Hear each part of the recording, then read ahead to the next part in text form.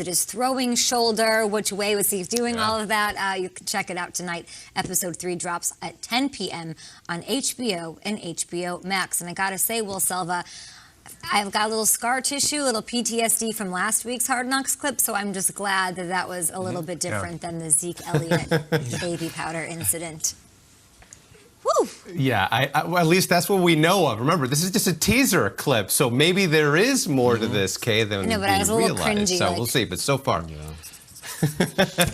yeah, you didn't want to look. Yeah, I get what you're saying. Either way, can't wait for that tonight. I know we'll be breaking it down tomorrow. As of right now, it is time to do some news and talking about New England and their quarterback situation, which we've talked about over the last several weeks.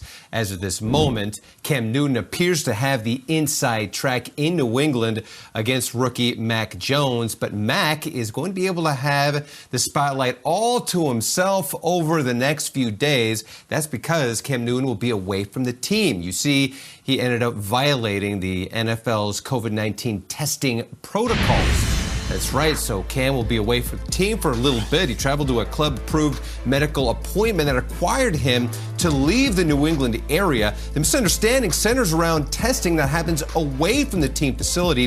He's in the process of a 5-day re-entry program for players who are not fully vaccinated, so he won't be with the team until that's complete.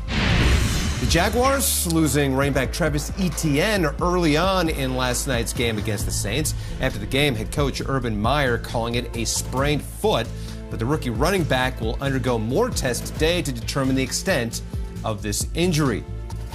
And a welcome sight at Colts camp on Monday as Carson Wentz, there he is, back on the practice field taking part in individual drills. It was the first time he's practiced since undergoing foot surgery earlier this month. So now the question is, will he be able to play in the season opener?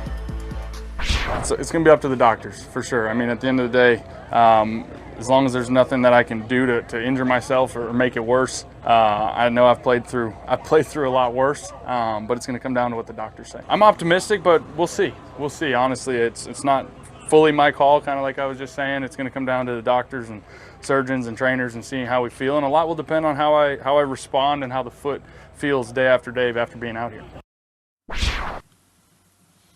And All-Pro guard Quinn Nelson also returning to practice, also returning to a TV near you. Yes, toe drag swag. This is